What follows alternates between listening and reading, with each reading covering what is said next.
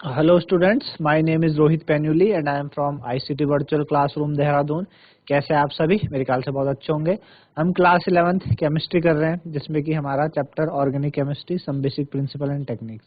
और पिछले भाग में हमने बात की थी आपकी रेजोनेंस इफेक्ट की, है ना। रेजोनेंस इफेक्ट को देखा था क्या होता है और दो तरह से हमने रेजोनेंस को समझा था। पॉजिटिव रेजोनेंस जिसमें कि आपका जो इलेक्ट्रॉन ट्रांसफर है वो अवे होता है एटम या कोई सब्स्टिट्यूएंट ग्रुप से जो कंजुगेटेड सिस्टम से लगा हो, और नेगेटिव रेजोनेंस इफेक्ट में उसकी तरफ होता है किसी एटम और ग्रुप के तरफ इलेक्ट्रॉन का ट्रांसफर, है ना। हमने एग्जांपल के द्वारा भी समझा था, उससे रिलेटेड क्वेश्चंस भी किए थे कि कैसे आप किसी का रेजोनेंस स्ट्रक्चर ड्रॉ कर सकते हो, बस आपको पता हो कि वो पॉजिटिव दिखाता है नेगेटिव दिखाता है, ठीक है ना। ये सारी बात हमने की थी। तो आज हम आगे उसी को कंटिन्यू करेंगे, अगले इफेक्ट की तरफ चलेंगे। उसी को करने के लिए चलते हैं स्मार्ट बोर्ड की तरफ। तो आज हमारा जो अगला इफेक्ट है वो है इलेक्ट्रोमेरिक इफेक्ट, ठीक है। इलेक्ट्रोमेरिक इफेक्ट,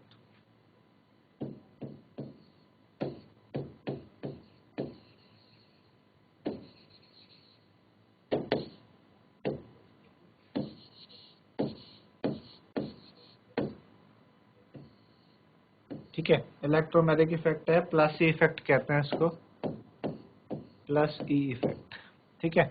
इलेक्ट्रोमेरिक इफेक्ट होता है क्या है, ये एक आपका टेम्परेरी इफेक्ट है ना। टेम्परेरी इफेक्ट है ये।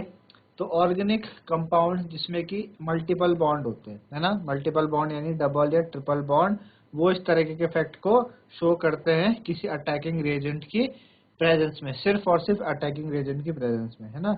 तो इसको हम होता क्या इसमें कि आपका जो shared pair of pi electron है उनका कंप्लीट ट्रांसफर होता है एक एटम से, है ना, जो कि मल्टीपल बॉन्ड से जुड़ा हो, ठीक है ना, किसी अटैकिंग रेजेंट के प्रेजेंस में, ठीक है ना। और ये अफेक्ट क्या आपका, जैसे ही अटैकिंग रेजेंट आपने हटाया तो वैसे ये आपका रिमूव्ड हो जाता है, जैसे अटैकिंग रेजेंट वहां से हटा, है ना। इसको ई से रिप्रेजेंट करते हैं और इसमें जो इलेक्ट्रॉन की शिफ्टिंग है उसे हम कर्व्ड एरो से शो किया जाता है। दो तरह के इलेक्ट्रोमैग्नेटिक इफेक्ट होते हैं, ठीक है ना। तो ये इलेक्ट्रोमैग्नेटिक इफेक्ट है। तो आपको समझ आया कि भाई इलेक्ट्रोमैग्नेटिक इफेक्ट है क्या, कि कंप्लीट ट्रांसफर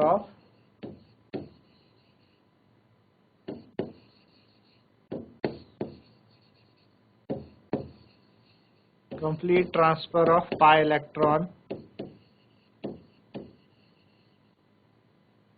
ठीक है, complete transfer of pi electron, ठीक है, to one of the atom,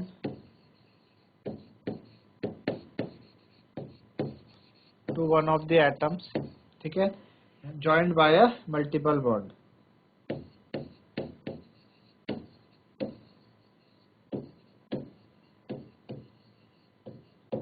joined by a multiple bond, ठीक है, joined by a multiple bond, ठीक है ना, on the demand of an attacking agent,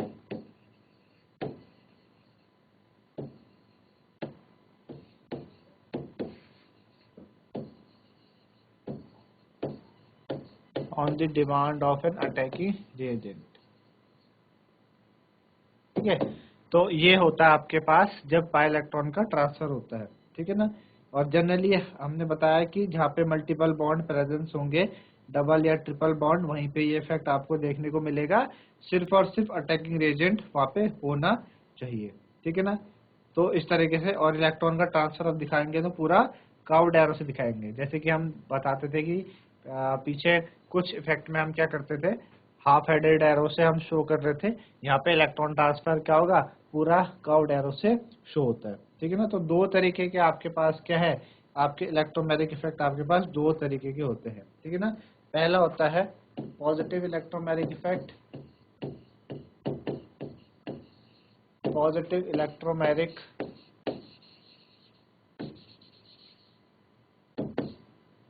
positive electromagnetic effect, ठीक है, जिसको आप प्लस ई इफेक्ट बोलते हैं। पॉजिटिव इलेक्ट्रोमैग्नेटिक को क्या कहेंगे हम, प्लस ई इफेक्ट बोलते हैं, है ना।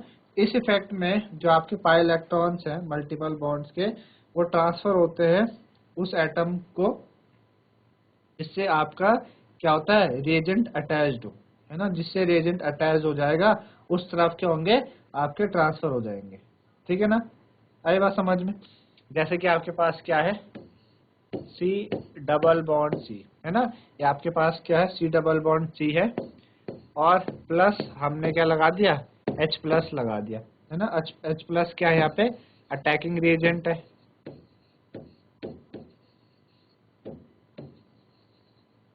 H प्लस क्या है आपका, अटैकिंग रिएजेंट, ठीक है ना।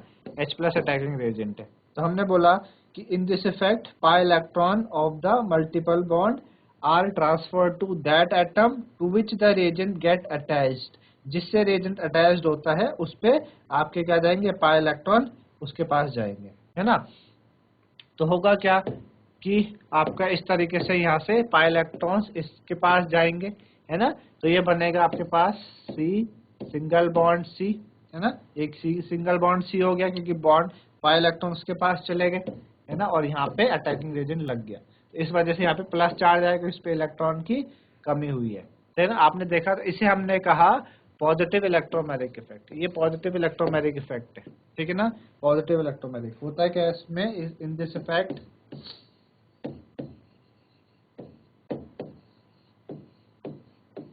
pi electrons of multiple bond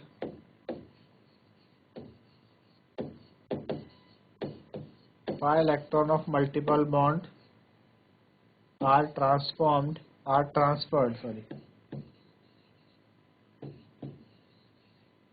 pi electron of multiple bond are transferred to that atom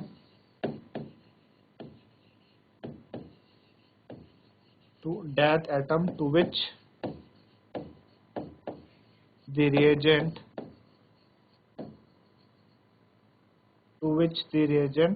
ठीक है gets attached।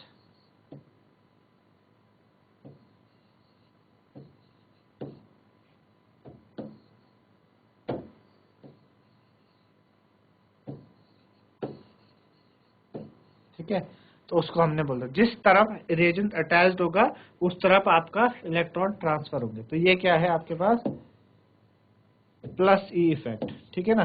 चलिए, प्लस इफेक्ट ये आपका। दूसरा क्या है, दूसरा आपके negative electromagnetic effect. Negative electromagnetic effect, negative electromagnetic effect, negative electromagnetic effect है माइनस ई, ठीक है ना। Negative electromagnetic effect, negative electromagnetic effect में क्या होगा कि जो आपका ट्रांसफर होते हैं पाई इलेक्ट्रॉन्स, ठीक है ना, मल्टीपल बॉन्ड के, वो ट्रांसफर होते हैं उस एटम में to which attacking reagent does not get attach. जिस तरफ अटैकिंग रिएजेंट नहीं लगेगा उस तरफ क्या होता है, आपका इलेक्ट्रॉन का ट्रांसफर होने लगेगा।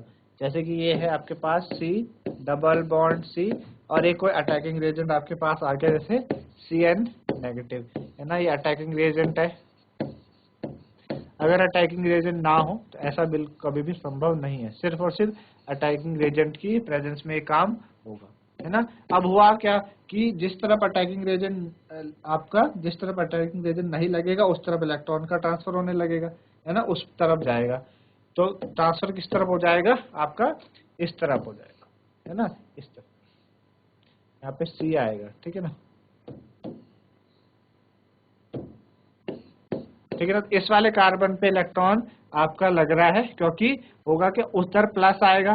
देखो होगा क्या कि इधर इलेक्ट्रॉन ट्रांसफर हुए, ऐसे होगा, ये इधर इलेक्ट्रॉन ट्रांसफर हुए तो ऐसे बनेगा ये प्लस सिंगल बॉन्ड C, ठीक है ना। इस पे इलेक्ट्रॉन आ गया माइनस, अब यहाँ पे प्लस चार्ज आया, अब वो अटैकिंग रिएजेंट वो माइनस वाला है तो इधर आना चाहेगा वो, इसलिए इस पे लग रहा है। तो रिजल्ट क्या बनेगा आपके पास, C सिंगल बॉन्ड C, इसमें यहाँ पे माइनस चार्ज आ जाएगा क्योंकि इस पे उसने लिए है इलेक्ट्रॉन, और इस पे आपके पास Cn आके लग गया। तो आपने देखा इलेक्ट्रॉन का ट्रांसफर उस तरफ हुआ जहाँ पे आपका अटैकिंग रिएजेंट अटैच नहीं हुआ, है ना। तो होगा क्या कि in this effect,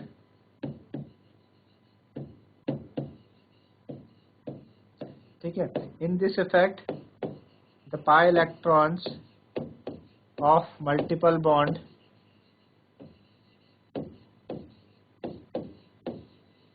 pi electrons of multiple bond, ठीक है, are transferred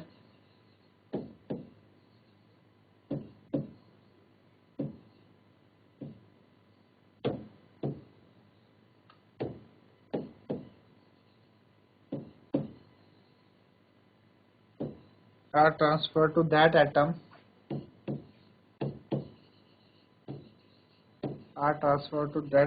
to which attacking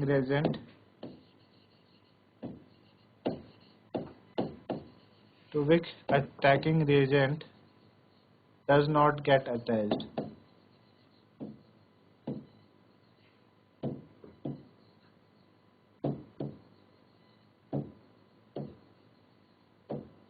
ठीक है, so in this effect pi electron of multiple bond are transferred to the atom to which attacking reagent does not get attached. इसको हम कहते हैं आपका negative electromeric effect. ये आपके पास नेगेटिव इलेक्ट्रोमेरिक इफेक्ट, ठीक है ना। तो दोनों इलेक्ट्रोमेरिक इफेक्ट आपको समझ में आएंगे।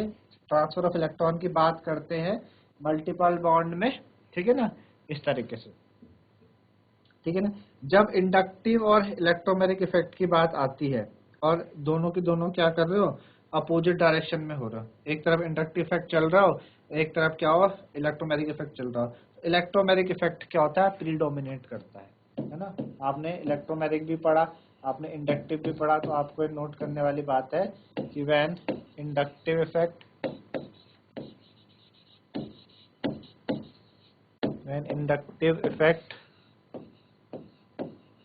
ठीक है, एंड इलेक्ट्रोमेरिक इफेक्ट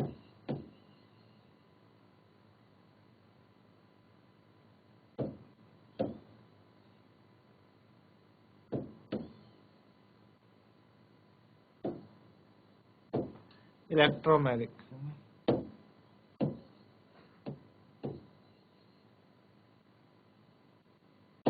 ठीक है, when inductive effect and electromeric effect operate in opposite direction,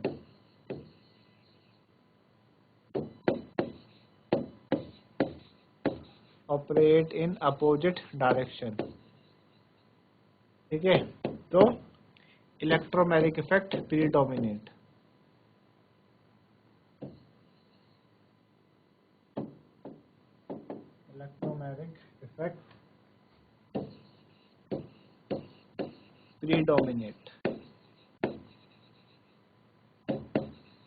ठीक है, तो इलेक्ट्रोमेरिक इफेक्ट क्या होगा, वहां पे लागू होगा दोनों के होने पे।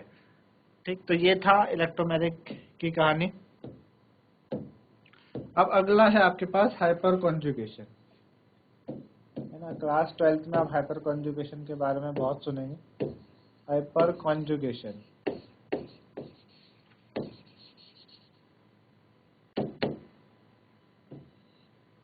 ठीक है, हाइपर कॉन्जुगेशन। तो हाइपर कॉन्जुगेशन है क्या, एक जनरल स्टेबलाइजिंग इंटरेक्शन है ना। क्या है, एक जनरल स्टेबलाइजिंग इंटरेक्शन है। होता क्या है इसमें कि आपके जो पाई इलेक्ट्रॉन होते हैं, है ना, वो डीलोकलाइज हो जाते हैं। किसके पाई इलेक्ट्रॉन, कार्बन और hydrogen bond of alkyl group, जो डायरेक्टली अटैच्ड होता है किसी अनसैचुरेटेड सिस्टम से या किसी एटम से, है ना, विद अनशेयर्ड पी ऑर्बिटल उसके, ठीक है ना। तो होता क्या है कि delocalization of pi electron of CH bond of alkyl group का CH बॉन्ड के आपके पाई इलेक्ट्रॉन डीलोकलाइज करते हैं, ठीक है ना, जो डायरेक्टली अटैच होता है किसी एटम से ऑफ अनसैचुरेटेड सिस्टम और an atom with unshared P orbital. तो जो पाई इलेक्ट्रॉन होंगे आपके, सॉरी पाई नहीं, सिग्मा, है ना, सिग्मा, क्योंकि CH बॉन्ड एल्काइल ग्रुप में तो क्या होता है, सिग्मा, एल्काइल ग्रुप में आपका पाई इलेक्ट्रॉन नहीं पाए जाते, सिग्मा बॉन्ड होते हैं उसमें, तो है ना, सिग्मा बॉन्ड। तो सिग्मा बॉन्ड जो होते हैं आपके, ठीक है ना, डीलोकलाइजेशन होगा सिग्मा इलेक्ट्रॉन्स का एल्काइल ग्रुप के CH बॉन्ड के सिग्मा इलेक्ट्रॉन का डीलोकलाइज होता है जब वो किसी अनसैचुरेटेड सिस्टम या किसी अनशेयर्ड पी ऑर्बिटल से जुड़े हो जाते हैं, है ना। तो जो सिग्मा इलेक्ट्रॉन होंगे CH बॉन्ड के एल्काइल ग्रुप के, या तो वो पार्शियल कॉन्जुगेशन करते हैं उस अटैच्ड अनसैचुरेटेड सिस्टम से, है ना, तो उसको हम हाइपर कॉन्जुगेशन कहते हैं। और हाइपर कॉन्जुगेशन एक परमानेंट इफेक्ट है। जैसे इलेक्ट्रोमेरिक इफेक्ट क्या था, आपका टेम्परेरी इफेक्ट है, तब तक रहेगा जब तक अटैकिंग रेजेंट वहां पे मौजूद है। As soon as attacking reagent absent, है ना, तो electromagnetic effect does not take place, होगा नहीं, वो हट जाएगा बिल्कुल वहां पे। पर हाइपर कंजुगेशन क्या है, एक परमानेंट इफेक्ट है, ठीक है ना। तो होता क्या है हाइपर कंजुगेशन में कि it involves delocalisation.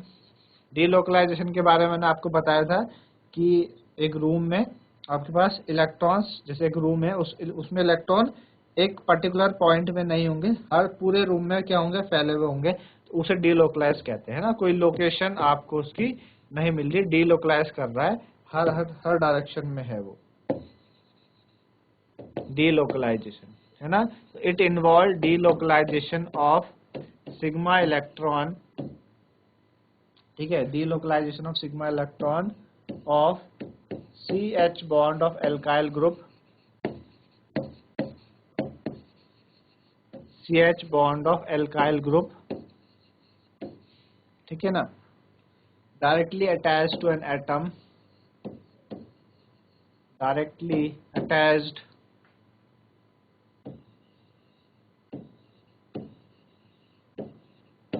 to an atom of unsaturated system, unsaturated system, unsaturated system, or to an atom, or to an atom with an unshared, ठीक है, unshared p orbital, unshared p orbital, ठीक है ना, ये होता है, इसको आप हाइपर कॉन्जुगेशन कहते हैं, ठीक है ना। तो हमने बताया कि पाई इलेक्ट्रॉन्स इस तरीके से चलते हैं। तो हाइपर कॉन्जुगेशन को समझने के लिए हम एग्जांपल के द्वारा देखते हैं कि सपोज हमारे पास क्या है, इथाइल का कैटायन है ना, इथाइल कैटायन है, इथाइल होगा आपके पास CH3 CH2 प्लस, है ना, ये क्या है, इथाइल कैटायन है।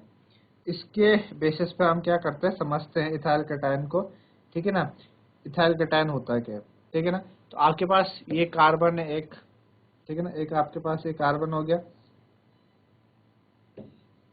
इस तरीके से एक H आपके पास ये है, ठीक है, एक H आपके पास ये है, ठीक, चलिए, और एक H आपका ये है, ठीक, एक H आपका ये है, आई बात समझ में।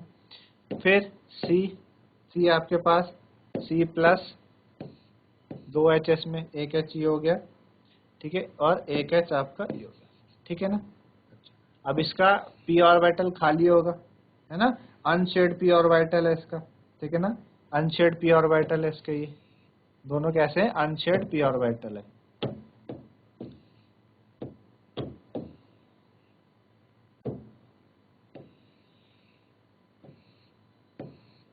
ठीक है, अनशेड p ऑर्बिटल। ये क्या है, इसका एम्प्टी p ऑर्बिटल है,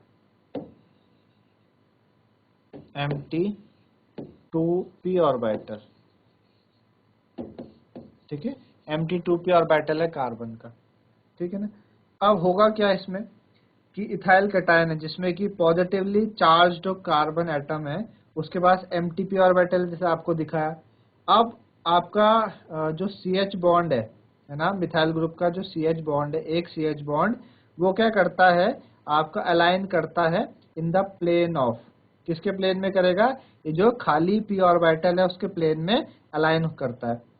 अब जो इलेक्ट्रॉन, जो CH बॉन्ड के पास जो इलेक्ट्रॉन्स है प्लेन में, वो इस p ऑर्बिटल से क्या करते हैं, डीलोकलाइज कर जाते हैं एम्प्टी p ऑर्बिटल में, ठीक है ना। होगा क्या, यहाँ से इस तरीके से ये होगा, ऐसे इलेक्ट्रॉन डीलोकलाइज करेंगे इस तरफ, जो खाली p ऑर्बिटल है ना इसका, कैटायन का खाली p ऑर्बिटल है उसकी तरफ, किसके, CH बॉन्ड के जो सिग्मा इलेक्ट्रॉन है वो डीलोकलाइज करेंगे खाली p ऑर्बिटल में, है ना, इस तरीके से समझ आए। तो यहाँ पे एक तरीके का क्या हो रहा है, रेजोनेंस, जैसे आपने पीछे रेजोनेंस में पढ़ा था, रेजोनेंस में क्या था कि रेजोनेंस के लिए होने के लिए कि अल्टरनेट पोजीशन पे सिंगल और डबल बॉन्ड होने चाहिए, सिंगल डबल और लोन पेयर सिंगल डबल। तो होता था क्या कि वो एक जगह से दूसरे जगह जाते थे, और हमने वहां पे देखा था कि वहां पे बॉन्ड होता था, है ना, एक तरीके का बॉन्ड। लेकिन हाइपर कॉन्जुगेशन में कोई बॉन्ड नहीं होता, है ना, आप देख पा रहे इमेजिनरी सा बॉन्ड है, इसलिए हाइपर कॉन्जुगेशन को हम नो बॉन्ड रेजोनेंस भी कहते हैं, नो बॉन्ड रेजोनेंस।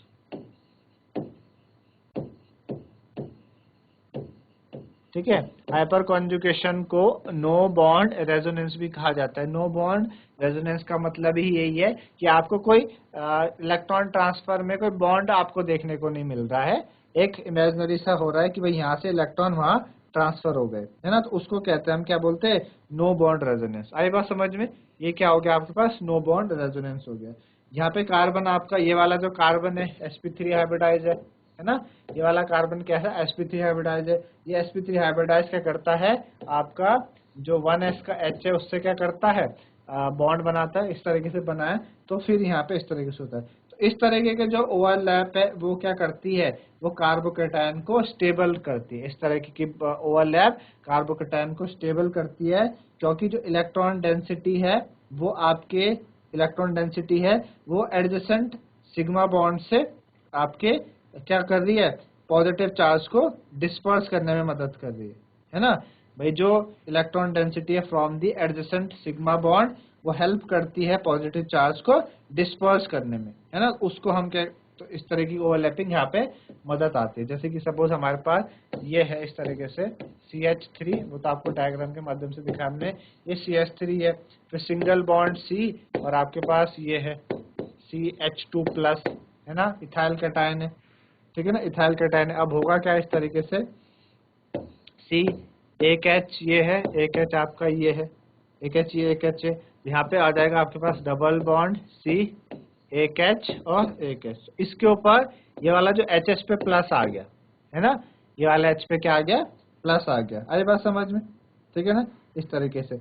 और दूसरा क्या कर सकते, एक तो ये हो सकता है, ठीक है ना, दूसरा क्या हो सकता है, दूसरा ऐसे हो सकता है H H double bond C, H H, इस वाले H से जा सकता है, ठीक है ना।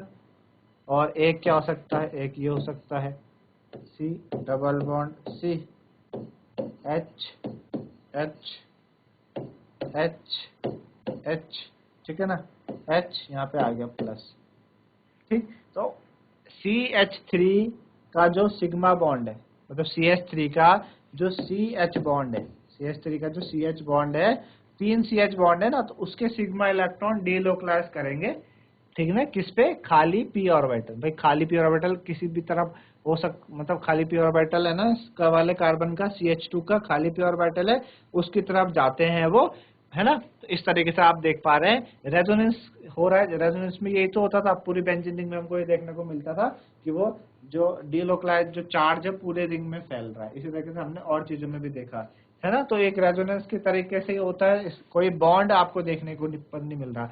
आप इस पहले वाले फिगर में देखें, कोई बॉन्ड आपको H+ के साथ नहीं मिल रहा कार्बन पे, है ना, सेकंड वाले में भी आपको नहीं मिला, थर्ड वाले पे भी नहीं मिला। 3 इसके रेजोनेंस हाइब्रिड, आपको रेजोनेंस पढ़ा था आपने, तो उसमें आपने देखा था कि भाई आपके एक तो कैनोनिकल फॉर्म होती है और रेजोनेंस हाइब्रिड होती है ना। रेजोनेंस हाइब्रिड कितने सारे स्ट्रक्चर वो बनाते हैं। तो इसमें किसी भी रेजोनेंस हाइब्रिड में आपको बॉन्ड देखने को नहीं मिल रहा, इसी वजह से हाइपर कॉन्जुगेशन को हम नो बॉन्ड रेजोनेंस भी कहते हैं, ठीक है ना। हाइपर कॉन्जुगेशन को नो बॉन्ड रेजोनेंस भी कहते हैं। इन जनरल जितने ज्यादा अल्काइल ग्रुप अटैच्ड होंगे पॉजिटिवली चार्ज कार्बन से, उतना ज्यादा हाइपर कॉन्जुगेशन होता है, उतना ज्यादा हाइपर कॉन्जुगेशन इंटरेक्शन होगा, और उतना ज्यादा कैटायन स्टेबलाइज होगा, है ना। आई बात समझ में? ठीक है ना। तो जितना ज्यादा आपके पास क्या हो, आपके पास जितने ज्यादा क्या हो, अल्काइल ग्रुप अटैच्ड हो, है ना, मोर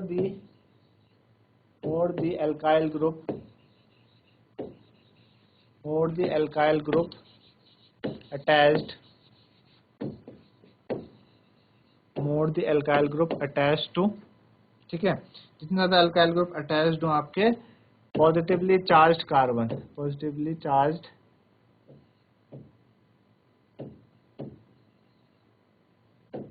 चार्ज्ड कार्बन से, है ना, जितना ज्यादा alkyl group positively charge carbon से क्या हो, कनेक्ट हो, greater is the hyperconjugation, greater is the hyper conjugation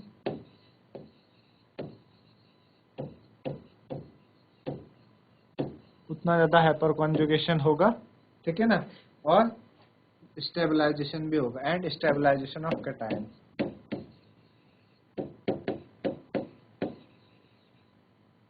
and stabilization of cation, cation का हाइपर कॉन्जुगेशन उतना ज्यादा होगा और उतना ज्यादा आपके पास कार्बन क्या होगा, कैटायन होगा, है ना।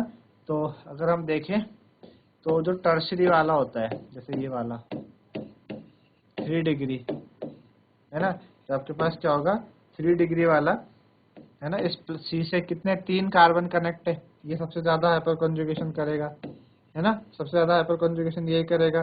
फिर हम देखेंगे कि भाई सी से 2 कनेक्ट हैं, वो करेगा।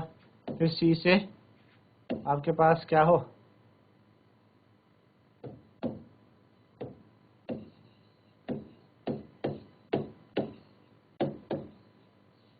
ठीक है, ये वाला हो गया, है ना, इसमें एक ही ग्रुप कनेक्ट है और लास्ट में CH3 प्लस। तो ये वाला ये ऑर्डर होता है हाइपर कॉन्जुगेशन का, कि जितने ज्यादा अल्काइल ग्रुप कनेक्ट होंगे उतना ज्यादा हाइपर कॉन्जुगेशन उसमें होगा, ठीक है ना, आई बात समझ में। तो हाइपर कॉन्जुगेशन ऑल्सो पॉसिबल होता है एल्कीन्स और अल्काइल अरीन्स। जो एल्कीन्स और अल्काइल अरीन्स होते हैं उनमें भी हाइपर कॉन्जुगेशन क्या होता है, पॉसिबल होता है, और वहां पे भी ये चीजें हमें क्या होती है, देखने को मिलती है, ठीक है ना, एल्कीन्स में यानी डबल बॉन्ड वालों में और एल्काइल अरीन्स में भी, है ना। तो जो डीलोकलाइजेशन होता है इलेक्ट्रॉन्स का हाइपर कॉन्जुगेशन के द्वारा, हम एल्कीन में भी दिखा सकते हैं, ठीक है। अब एल्कीन्स में कैसे हम दिखा सकते हैं हाइपर कॉन्जुगेशन, एल्कीन्स में भी हम जो डीलोकलाइजेशन है ना इलेक्ट्रॉन्स का,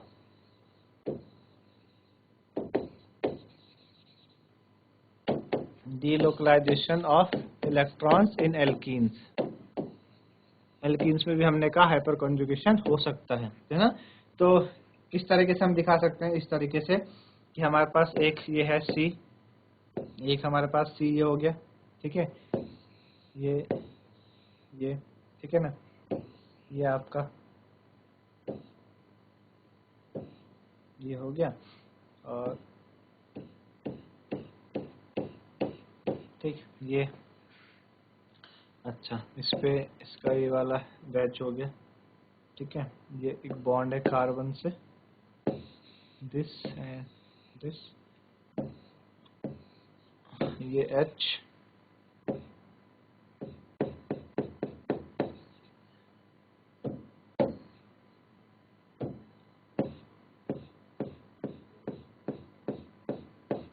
ठीक है, ये हो गया आपके पास, ठीक।